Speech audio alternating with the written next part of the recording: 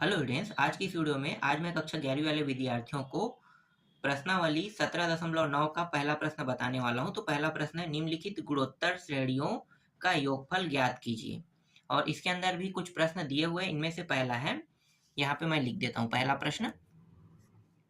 0.15 दिया हुआ है, फिर 0.015, फिर 0.0015।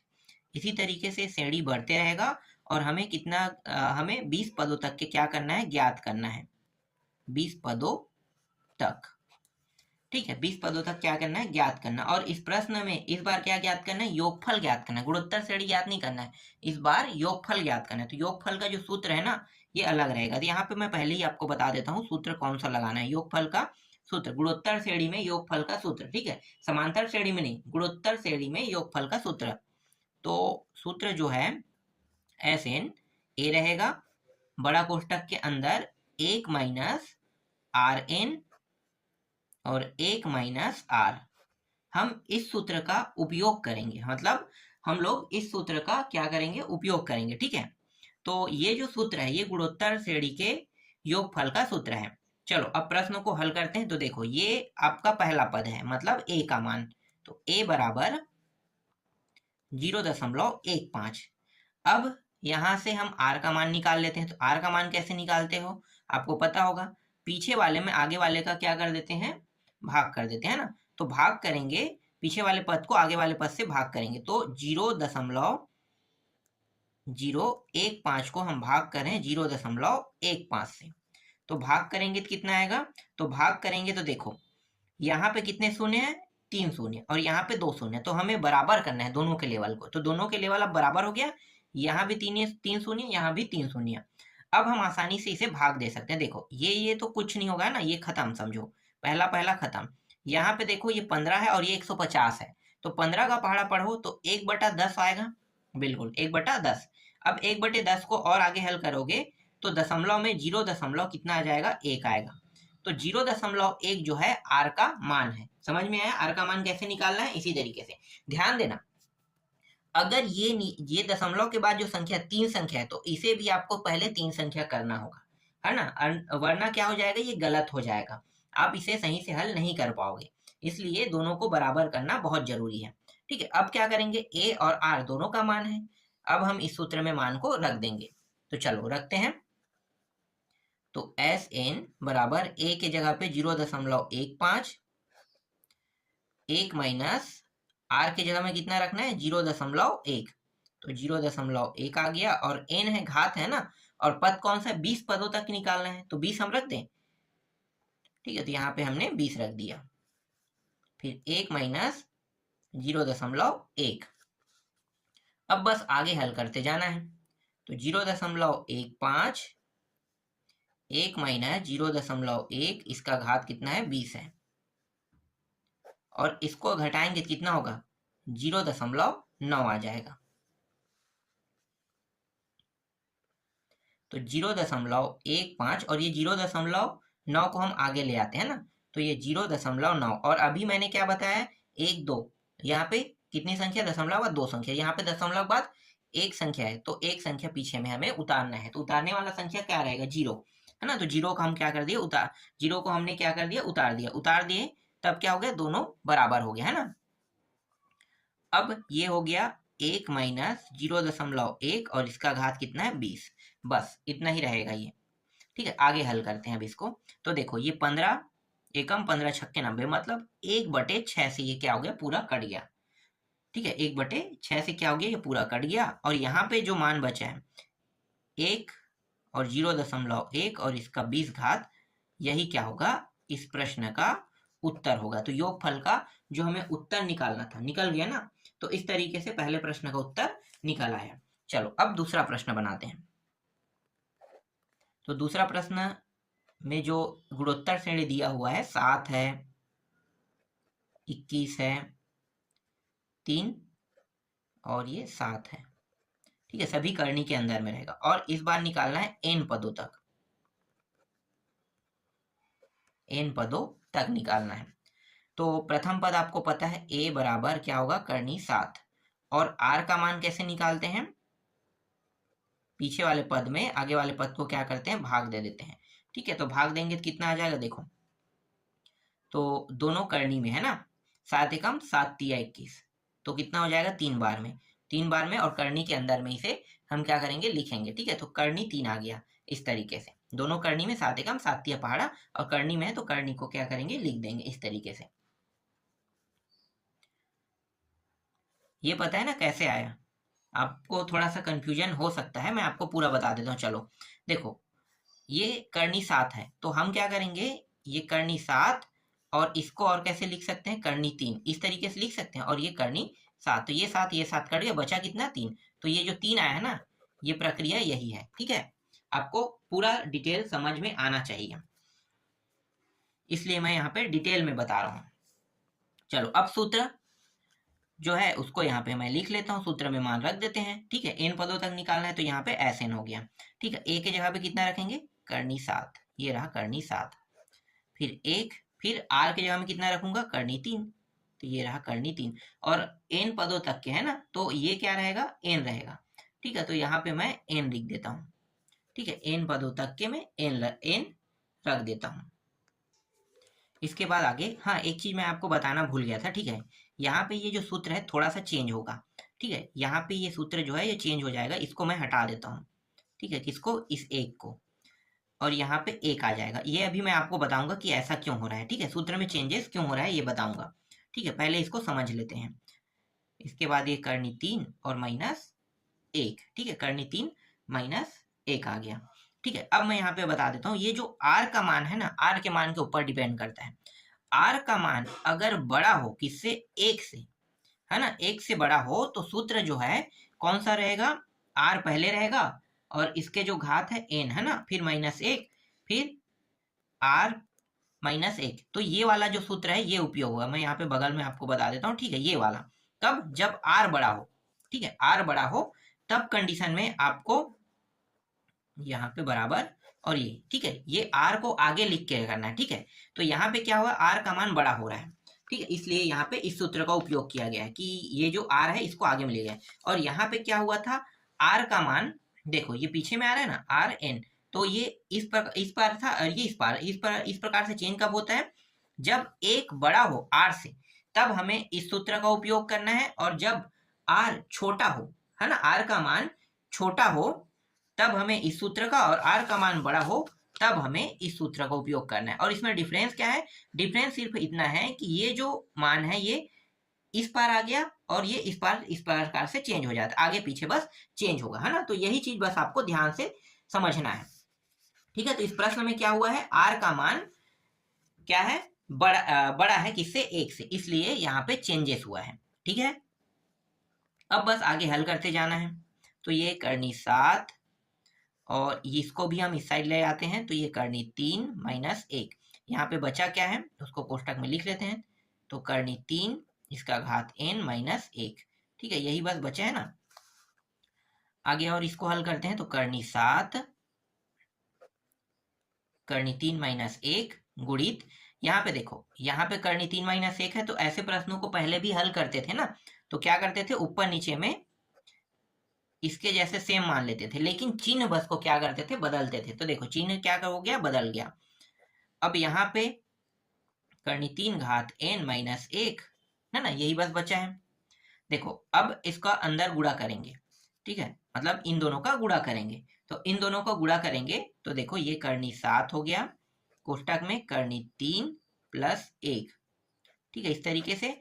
अब यहाँ पे देखो, जब ये प्लस माइनस हो ना इस तरीके से, तो आपको नियम पता हो, डायरेक्ट 3 और 3 का गुणा, 3 3 होके 3 हो गया, और 1 और 1 का गुणा, प्लस माइनस गुणा होके माइनस, और 1 और 1 1 हो जाएगा। फिर करनी 3 n -1,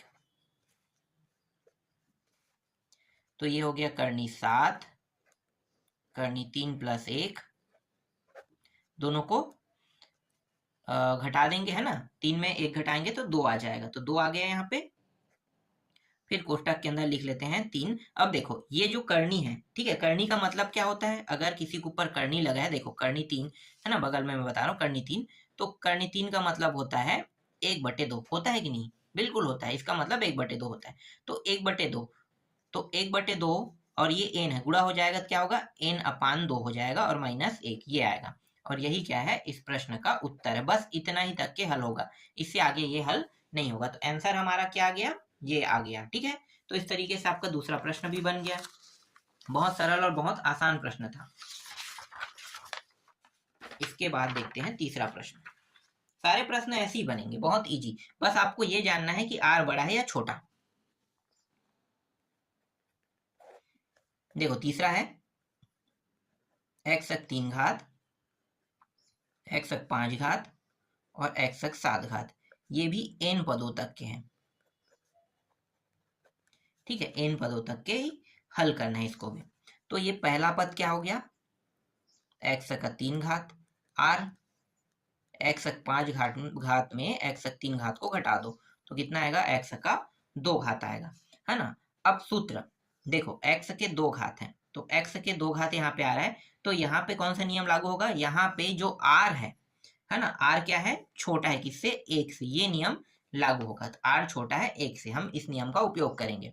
तो Sn का जो सूत्र है, ठीक है, यहाँ पे मैं सूत्र लिख देता हूँ पूरा, ये रहा, और 1 - r ये सूत्र, ठीक है, उपयोग होगा। तो a की जगह में x3 घात, फिर 1 - rn है ना, तो r की जगह में कितना रखना है, x2 घात, ये रहा x2 घात, और n पदों तक के है तो n को भी ऊपर में लिखना है। ठीक है, फिर 1, फिर x2 घात, इस तरीके से। ठीक है, इस तरीके से यहाँ तक की हो गया। आपको यहाँ तक समझ में आ गया होगा। ठीक है, आगे हल क्या करेंगे, मतलब आगे हल करेंगे तो क्या करेंगे, देखो ये जो नीचे है इसको हम बाहर निकालते हैं हर बार, तो ऐसे ही हम यहाँ भी करेंगे। ये x2 घात को बाहर निकाल दिए, अब बचा है वो क्या है, 1 - x2 घात और n बचा है ना, तो ये जो बचा है इसको हम इस तरीके से कोष्टक में ले लेंगे। ठीक है, इस तरीके से ये कोष्टक में आ गया। आगे और हल करो तो ये x3 घात, 1 - x2 घात, फिर 1 माइनस, देखो ये 2 और n गुणा हो जाएगा तो x2n घात हो जाएगा, है ना। और यही क्या है, इस प्रश्न का उत्तर है। मतलब इससे और आगे हल नहीं होगा, इसलिए हम क्या करेंगे, यहीं तक इसको हल करेंगे। ये भी बन गया। इसके बाद देखो चौथा प्रश्न, 1/2, फिर 1/4, फिर -1/8, इस तरीके से n पदों तक। ठीक है, इस प्रश्न को बना के देखना, क्योंकि ये ज़्यादा टफ तो नहीं लग रहा है मुझे भी, है ना। तो आशा करता हूँ ये सारे प्रश्न आपसे बन जाएगा, मतलब ये चौथा प्रश्न आपसे बन जाएगा। ठीक है, जो कठिन रहेगा मैं उसको ही आपको बताऊंगा। तो पांचवा प्रश्न देखते हैं। पांचवा प्रश्न है a2 घात माइनस b2 घात, a minus B, a minus B, a plus B, n पदों तक, है ना, n पदों तक। तो ये प्रश्न भी देखने में बिल्कुल कठिन नहीं लग रहा है, आसान है। तो इस प्रश्न को भी बना के देख लेना। ठीक है, पांचवा भी हो गया। इसमें भी वैसे ही करना है, ये पहला तो निकल चुका है, इसको इसमें क्या कर देना है, भाग दोगे तो जो है 1 बटा कितना आ जाएगा, 1/a प्लस बी आ जाएगा, है ना। नियम आपको पता है सर्वसमीका का, बस सर्वसमीका के नियम से हल करोगे तो ये भी बन जाएगा, बस मान रखना उत्तर आ जाएगा। ठीक है, तो ये भी प्रश्न मैं छोड़ देता हूँ। आपको 2-3 प्रश्नों से समझ में तो आ गया होगा कि कैसे बनेगा, इसलिए जो ज़्यादा टफ नहीं है उन सारे प्रश्नों को मैं छोड़ते जा रहा हूँ ना। मैं आपको बताते जाऊँगा कि कौन सा प्रश्न कैसे बनाना है। फिर यहाँ पे देखो, ये प्रश्न भी देखने में ज़्यादा कठिन नहीं लग रहा है, तो मुझे लगता है कि ये प्रश्न भी आप सभी बना लोगे, तो इसको भी मैं छोड़ देता हूँ। इसमें प्रश्न बहुत सारे हैं, अगर मैं सभी प्रश्नों को बताते जाऊँगा तो मेरा भी समय वेस्ट होगा और आपका भी होगा, क्योंकि आप लोग सारे प्रश्नों को इस जैसे मैं बताते जा रहा हूँ सबको तो देखोगे नहीं, कुछ ही प्रश्नों को देखोगे। बस बनाने का तरीका पता हो, है ना, बनाने का तरीका बस आपको पता हो, ज़्यादा टफ और ज़्यादा कठिन नहीं होगा जी। जहाँ तक हल होगा, जितना हल होगा वही क्या होगा, इस प्रश्न का उत्तर रहेगा। ठीक है, छठवां के बाद सातवां पे आते हैं। सातवां भी इजी है, 2/9, इसके बाद -1/3, फिर प्लस 1/2, फिर माइनस 3/4, फिर प्लस इस तरीके से 5 पदों तक। ठीक है, 5 पदों तक, यहाँ पे 5 पदों तक दिया, 5 पदों तक निकालना है। देखो यहाँ पे प्लस है, प्लस प्लस, यहाँ पे माइनस प्लस, इस तरीके दिया, कंफ्यूज नहीं होना है ना, कंफ्यूज नहीं होना है। यहाँ पे जैसे अल्प विराम है ना, देखो योगफल का मतलब क्या होता है, जोड़ना, तो ये सब भी जोड़ने का ही निशान लगा हुआ है, समझो। ठीक है, ये सब भी इसी प्रकार से जो दिया है, ये जोड़ने का ही निशान है। तो जो नियम है और जो तरीका है, जो मैंने आपको 1 से लेके 3 प्रश्नों तक बताया, सेम टू सेम वही नियम यहाँ पे लागू होगा, और कुछ लागू नहीं होगा। इसलिए आपको ज्यादा इसमें घबराने की जरूरत नहीं, सेम टू सेम नियम और सेम प्रक्रिया से ही ये प्रश्न पूरा बनेगा। इसके बाद अगला देखते हैं। इसके बाद 8वां, ये थोड़ा सा जो मतलब जो पहला दूसरा तीसरा है ना, जैसे 3 पद दिए हो, तो ये जो पद है ये थोड़ा सा बड़ा रहेगा इस बार। जैसे कि पहला पद एक्स वाई हो गया, देखो पहला पद एक्स वाई, इसके बाद यहाँ पे प्लस, अब दूसरा पद क्या है, थोड़ा सा और बड़ा, एक्स का वर्ग प्लस 2y प्लस y का वर्ग। देखो ये दूसरा पद बन गया, और तीसरा पद इससे और बड़ा, क्योंकि ये एक घात वाला है, ये द्विघात वाला है। अब 3 घात वाले पद देख रहे हैं, तो 3 घात वाले पद में ये 3 घात, ये इस तरीके से 3x का वर्ग y प्लस 3xy का 3 घात और प्लस y का 3 घात, इस तरीके से ये थोड़ा सा बड़ा हो गया है ना। और ये भी कहाँ तक जाएगा, n पदों तक जाएगा, कह रहे n पदों तक की, इसको भी हमें क्या करना है, निकालना है। तो इसमें आपको ज़्यादा कुछ नहीं करना है, यहाँ पे मैं आपको थोड़ा सा बता देता हूँ हल में। देखो a का मान क्या है, x प्लस वाई है। अब r का मान निकालना है, तो इसमें क्या करना है, x का वर्ग प्लस 2y प्लस y के वर्ग और x प्लस वाई, यही है। तो आपको सूत्र पता होगा, है ना, सूत्र के नियम के तहत ही हमें क्या करना है, चलना। देखो यहाँ पे x लिखना मैं भूल गया था, वरना ये प्रश्न बनेगा ही नहीं, थोड़ा भी अगर गलती होता है तो प्रश्न नहीं बनेगा ना। तो करना क्या है, देखो तो ये जो है ना, ये है x प्लस वाई के वर्ग का सूत्र है, आपको पता है ना ये। ठीक है, और ये x प्लस वाई है। ठीक है, तो ये और ये घात कट गया, बचा क्या, x प्लस वाई। तो देखो r का मान कितना आया, x प्लस वाई, यहाँ पे हमें r का मान प्राप्त हो, जबकि a का मान और r का मान सेम टू सेम है। बस कुछ नहीं करना है, सूत्र में अब मानों को रख देना, जहां तक हल होगा वहां तक हल कर देना, उत्तर आपका आ जाएगा। ठीक है, ये भी प्रश्न मैं मान लेता हूँ बन गया, है ना। अगला प्रश्न देखते हैं, 9वां प्रश्न। इसमें बहुत सारे प्रश्न, लेकिन बनाने के तरीके एकदम सेम टू सेम है। तरीका जो है ना, एक बार अगर आपको समझ में आ जाता है तो आपको टेंशन लेने की जरूरत ही नहीं है। क्यों? क्योंकि सारे प्रश्न ना बहुत आसान और इजी तरीके से बन जाते हैं। देखो 9वां प्रश्न बस जो है ना, ये थोड़ा सा अलग तरीके से बनेगा। 3/5, 4/5 का 2 घात, 3/5 का 3 घात प्लस 4/5 का 4 घात और 2n पदों तक। अब आपको लग रहा होगा कि ये प्रश्न भी सेम टू सेम जैसे बाकी प्रश्न है वैसा ही होगा, लेकिन ध्यान दो, ध्यान किसमें देना है आपको, हर में देना है। हर को देखो ध्यान से, देखो 5, फिर 5 का 2 घात, फिर 5 का 3 घात, फिर 5 का 4 घात दिया है ना। अब अंश को देखो, अंश में भी डिफरेंस है। अंश में क्या है, यहाँ पे 3 है, 4 फिर है, 3 है, फिर 4, फिर 3 है, फिर 4, फिर 3 है, फिर 4, फिर 4 है, इस तरीके से आते जाएगा। तो हमें क्या करना है, जिसमें अंश में 3 आया है ना, उसको अलग रखेंगे, और 4 आया है उसको अलग निकाल के हल करेंगे, मतलब दोनों को अलग तरीके से हल करेंगे। तो मतलब ये हमारा एक अलग गुणोत्तर श्रेणी बनेगा, और ये जो है ये अलग गुणोत्तर श्रेणी बनेगा। तो दोनों गुणोत्तर श्रेणी को क्या करेंगे, अलग कर लेते हैं। ठीक है, दोनों गुणोत्तर श्रेणी को अलग कर लेते हैं। तो यहाँ पे मैं लिख लेता हूँ प्रथम गुणोत्तर श्रेणी, है ना। प्रथम गुणोत्तर श्रेणी में निकाल लेता हूँ 3/5 प्लस 3 का 5 का 3 घात। अगर आगे और बढ़ूंगा तो क्या होगा, 3 का 5 घात, है ना। देखो 1 घात, 3 घात, 5 घात, तो ये मतलब विषम संख्या में बढ़ते रहेगा। और ये 2n है, तो 1n इसका हिस्सा, 1n इसका हिस्सा है, तो दोनों को अलग कर लेते हैं। तो 1n यहाँ पे मैं लिखूंगा।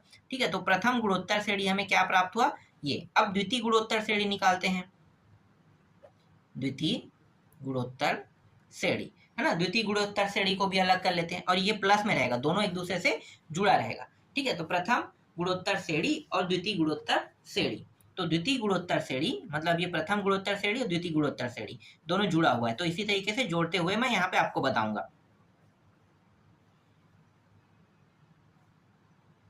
तो ये हो गया 4 5 का 2 घात, फिर प्लस 4 5 का 4 घात, फिर 4 5 का 6 घात, है ना, और फिर n, इस तरीके से। ठीक है, तो दोनों गुणोत्तर श्रेणी को इस तरीके से हम क्या करेंगे, लिख देंगे। ठीक है, ये दोनों प्लस में प्रथम और द्वितीय, ये मैं बताने के लिए बता रहा हूँ, ये प्रथम गुणोत्तर श्रेणी द्वितीय गुणोत्तर श्रेणी। ठीक है, तो आपको क्या करना है, यहाँ पे जैसे ये दोनों मैंने प्रथम द्वितीय दोनों किया है, उसके बाद आपको बराबर लगाना है। ठीक है, बराबर का चिन्ह दोनों का रहेगा, फिर इन दोनों को साथ में क्या करना है, इन दोनों को प्लस करने के बाद, लिखने के बाद फिर इस तरीके से आपको क्या करना है, लिखना है। ठीक है, अब चलो प्रथम गुणोत्तर श्रेणी से और द्वितीय गुणोत्तर श्रेणी से क्या क्या निकल सकता है। तो ये 3 जो है उभयनिष्ठ के रूप में बाहर आ जाएगा, है ना। तो 3 को हम क्या करते हैं, बाहर निकाल लेते हैं। ठीक है, 3 बाहर आ गया, 3 ये बाहर आ गया, यहाँ पे 1/5, 1/5 का 3 घात, 1/5 का 5 घात, फिर ये n पदों तक के जाएगा, फिर प्लस लगा दो।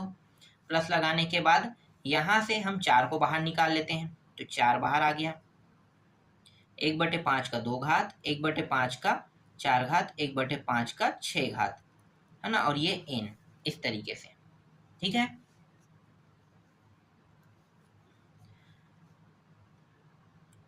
अब देखो ये प्रथम पद है ना, दोनों का एक काम करते हैं, प्रथम गुणोत्तर श्रेणी का a और r का पहले निकाल लेते हैं ना। तो यहाँ पे मैं लिख भी देता हूँ प्रथम, ठीक है, गुणोत्तर श्रेणी, प्रथम गुणोत्तर श्रेणी से a का मान निकालते हैं, तो a बराबर 1/5, और r का मान पीछे वाले में आगे वाले को क्या करना होता है, भाग देना होता है। 1 और ये 5 का 3 घात में को भाग कर देंगे 1/5 से। तो देखो नियम, पहला चौथा का गुणा और ये इन दोनों का गुणा, तो मतलब 5 ऊपर चला गया और 1 के साथ गुणा हो 5 होगा, और ये 5 का 3 घात, तो 1 घात, यहाँ से ये 5 कट जाएगा, तो ये 5 का 2 घात ही सिर्फ क्या होगा, बचेगा, है ना। तो 5 का 2 घात बस यहाँ पे क्या हुआ, बचा है, जिसे हम क्या कहते हैं, 25, है ना, 5 पंचे 25। तो यहाँ पे कितना आ रहा है, 25 आ रहा है, तो आप इसको 1/25 यहाँ पे लिख सकते हो। ठीक है, अब द्वितीय का भी निकाल के देख लेते हैं। द्वितीय गुणोत्तर श्रेणी सेम टू सेम आएगा, द्वितीय का भी a बराबर, देखो a का मान कितना आ रहा है, 1/5 का 2 घात आ रहा है ना, r का मान शायद तक सेम टू सेम रहेगा, तो 1/5 का 4 घात, 1/5 का 2 घात, है ना। देख सकते हो ये दोनों कट जाएगा, तो कितना घात बचेगा, 1 का 5 का 2 घात, मतलब 1/25 यहाँ भी आ रहा है। देखो सेम टू सेम आ गया, बस a के मान में डिफरेंस है, बाकी डिफरेंस नहीं है। ठीक है, अब क्या करेंगे, अब गुणोत्तर श्रेणी को आगे हल करेंगे। जो योगफल का सूत्र है ना, दोनों का योगफल अलग अलग रहेगा, तो दोनों के योगफल के साथ हम कंपेयर करके इसको हल करते हैं। तो एक में 3 बाहर है ना, तो 3 बाहर है, 3 को बाहर में लिखेंगे। ठीक है, इस 3 को बाहर में लिखते हुए हम a के मान को पहले यूज करेंगे, कितना है, 1/5। ठीक, कोष्टक के अंदर में, तो कोष्टक के अंदर में अब हम मानों को रखेंगे, तो कोष्टक के अंदर में मान को रख देते हैं, तो 1 माइनस, तो ये 1 हो गया, फिर माइनस, फिर कितना था, ये देखो r का मान 25 है ना, तो ये हो गया 1/25, और इसका घात कितना है, n है ना, तो n को हम यहाँ पे लिख देंगे, फिर नीचे में 1, ये 25, बस इतना ही। ठीक है, अब प्लस करके फिर लिखेंगे, फिर इसका लिखेंगे, तो 3 नहीं 4 रहेगा, 4 गुणित 1/5 का वर्ग, या फिर हम 25 डायरेक्ट लिख सकते हैं इसे, है ना, 5 का वर्ग मतलब 25, तो देखो ये 5 का वर्ग मतलब 25, डायरेक्ट इसको 25 लिख देते हैं। ठीक है, यहाँ भी सेम टू सेम सूत्र उपयोग होगा, तो ये 1 माइनस, ये रहा n, और 1 माइनस 1/25, इस तरीके से। ठीक है, यहाँ तक आपको समझ में आ गया।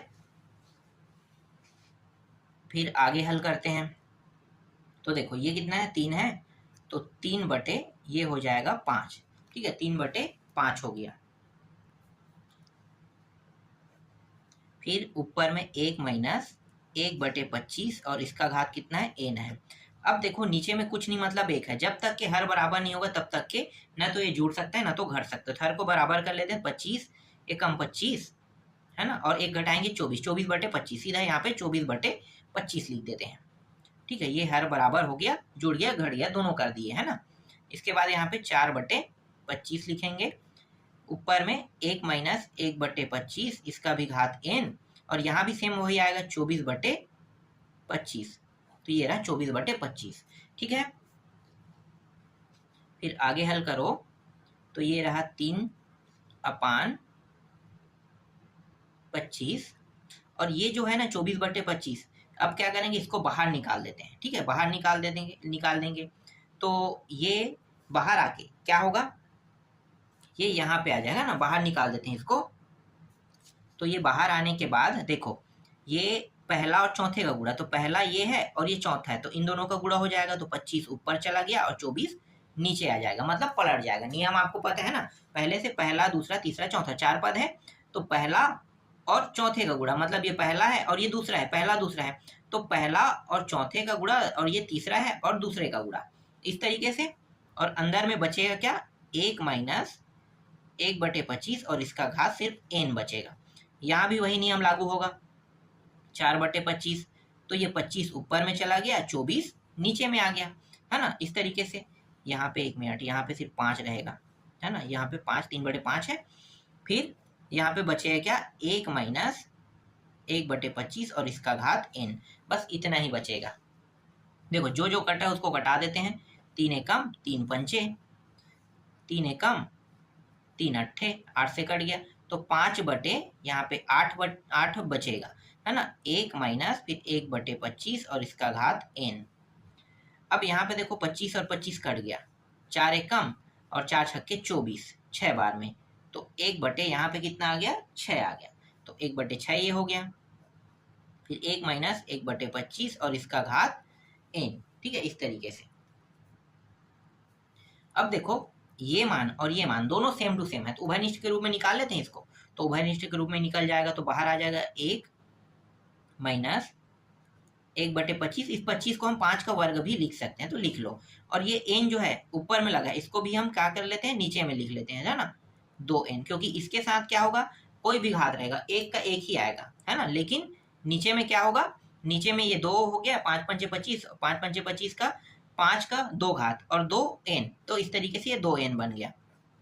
ठीक है, ये बन गया, यहाँ तक आपको समझ में। अब बचा है, इसको हम क्या करेंगे, दूसरे कोष्टक में लिखेंगे, 5 और 8 और प्लस 1 और 6। ठीक है, अब हर जब तक के बराबर नहीं होगा तब तक ये जुड़ेगा नहीं, तो हर को बराबर करते हैं, तो ये 6 पंचे कितना हो गया, 30 आ गया, फिर 8 एकम 8, फिर 8 छक्के 48, ठीक है, फिर 1 माइनस 1/5, 2n, दोनों को जोड़ेंगे तो कितना हो जाएगा, 38, और ये 48, अरे बराबर नहीं आएगा यार, यहाँ पे एक कोष्टक के 1 और 1 5 2n ये रहेगा ना। अब देखो जो कटा है उसको कटा देते हैं, 2 के पहाड़ा से ये 19 बार में कट गया, और 2 के पहाड़ा से 2 दूनी 2 अट्ठे, नहीं 2 चौके 19, 24 बार में कट गया। तो यहाँ पे जो उत्तर आया वो कितना आया, ये आया 19/24, 1 माइनस 1 5 2n, ये आया, यही क्या है, इस प्रश्न का उत्तर है। देखो इस प्रश्न को अगर ध्यान से देखो और इस तरीके से बनाओगे तो आसानी से बन जाएगा, लेकिन अगर आपको थोड़ा सा कंफ्यूजन हुआ ना इस प्रश्न में, तो आपसे ये प्रश्न नहीं बनेगा। इसलिए जितना अच्छे तरीके से और जितना बारीकी से हो सके उतना अच्छे से मैंने समझाने की कोशिश की, और आशा करता हूँ आप लोगों को ये प्रश्न समझ में भी आया होगा। और बहुत सारे प्रश्नों को मैंने छोड़ दिया है ना, तो ऐसा ना लगे कि मैंने छोड़ दिया तो ये प्रश्न आपसे नहीं बनेगा, बस कोशिश करना, आसानी से बन जाएगा। इसके बाद जो बाकी प्रश्न बचे हैं उनको भी मैं आपको जल्दी बताऊंगा नेक्स्ट वीडियो में।